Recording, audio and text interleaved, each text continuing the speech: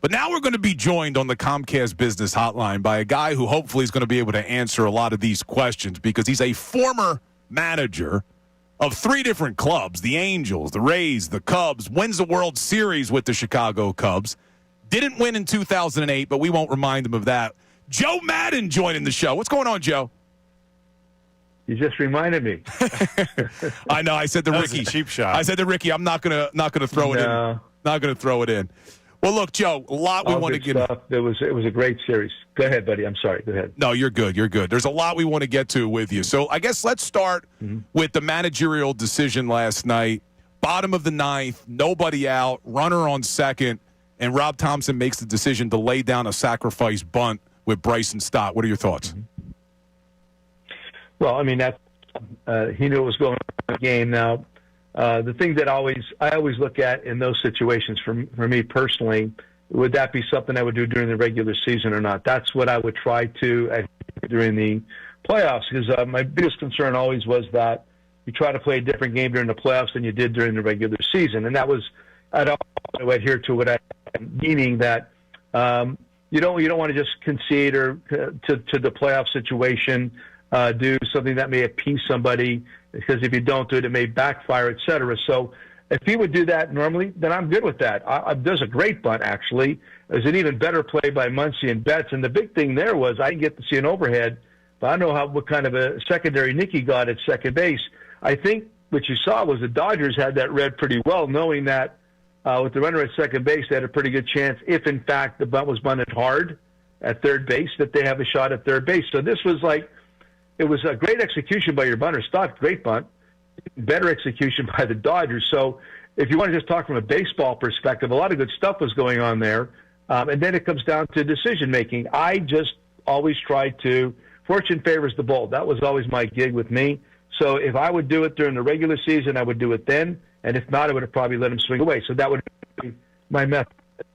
Well, Rob would not have done it during the regular season. We do know that. Anyways, looking forward now, I'm sure you've watched these games. The Phillies have not looked very good at the top of the lineup.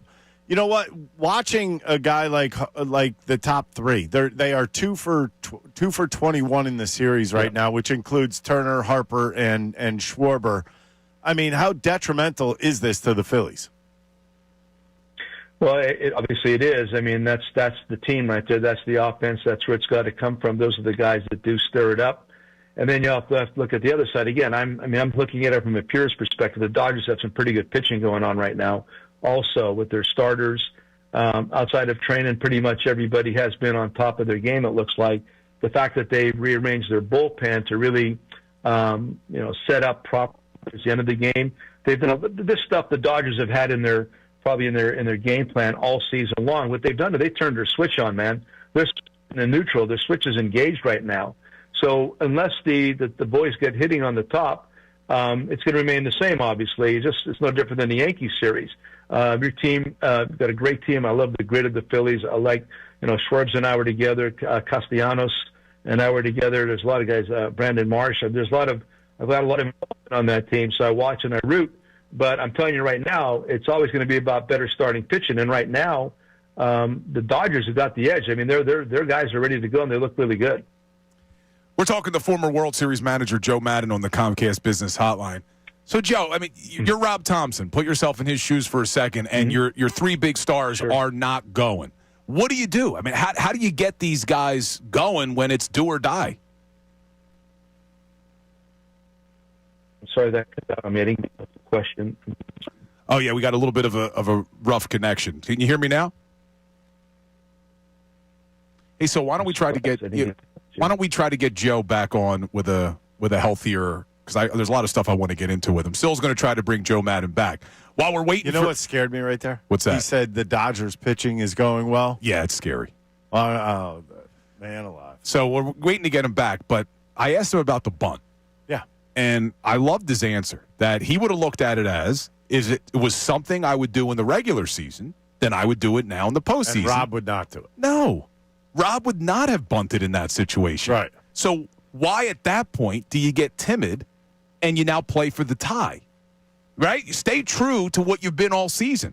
You haven't been a small ball team in years. Why are you trying to do it now? I can't remember when Rob actually pulled out the bunt this season. All right, let's try to get Joe back. Oh, she's still talking to him. I can't pull him up because she's probably having a nice conversation. All right, here we go. Let's see if we got a better connection. How's that now, Joe? Is that better?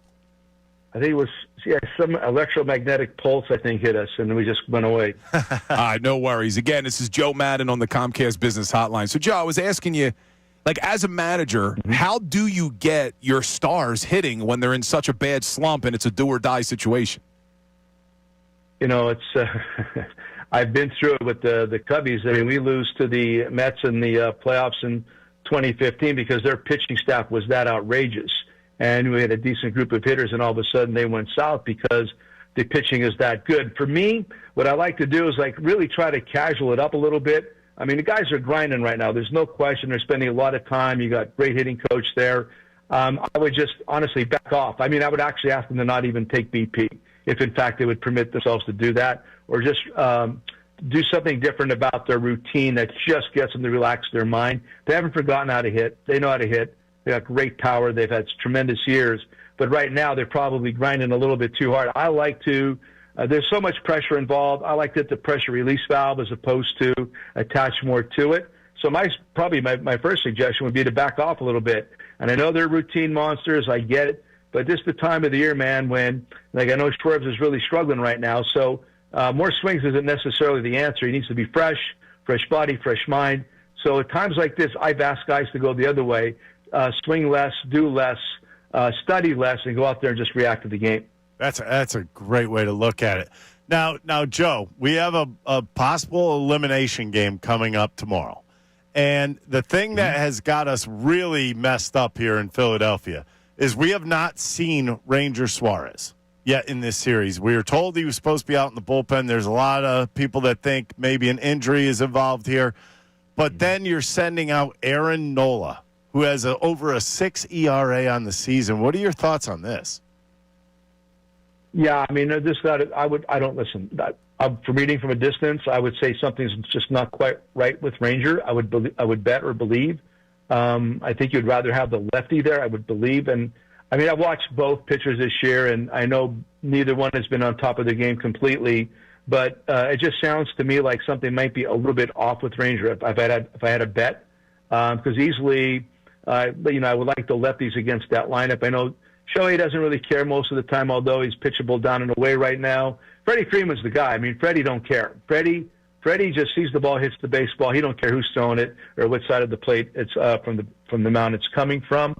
I would bet there's something a little bit going on because you haven't seen him, and that's probably the reason why. Not that they're totally withholding. Maybe he's capable of pitching, but there might be just something there that's not permitting them to feel very confident right now. Yeah, that's what we're thinking as well, Joe. Well, listen, we really appreciate you making the time. Hopefully the Phillies come back, win the series, and then we can talk to you next week. What do you think? Why not? Listen, we were down with the Cubbies 3-1, and you come back and you win it all. That's pretty much the situation they're in right now. Definitely not impossible. They've been involved in a lot of wild card games. There've been a lot of elimination games. It's one game at a time. I mean, it's the old cliche, and listen, it is true. They have to have 3 one-game winning streaks. They've done it before. This is true. Well, let's hope you're right. We appreciate the time, Joe. Thank you very much. You guys be well. Thanks for asking. See ya. All right, there he is. I'd love to have him as a manager. Great manager, Joe Maddon. Just his approach to players, I think it's really good. Yeah, wins the World Series with the Cubbies. He's right on our page with the Ranger thing. I forgot he said Casty played for him. Yeah, Casty played for him with the Cubs. I kind of wanted to ask him. Schwarber with the Cubs? Yeah, I knew Schwarber played for him. I wanted to maybe ask him some questions about Casty, but we just didn't have time. Maybe we'll have him off. Maybe we'll have him on in the offseason. With the Angels? Marshy. He's had a lot of these players. Sure. He said he roots for him. What's up, everybody? It's Bill Colarulo from Unfiltered with Ricky Bo and Bill Colarulo. Thanks for watching. Make sure you're subscribed to our YouTube channel because we post a ton of content. It's not just what you hear on air. We're posting content all day long. We do some things before the show, after the show, even stuff during the show. So subscribe, like, do whatever you got to do. We got all this content coming to you every single day.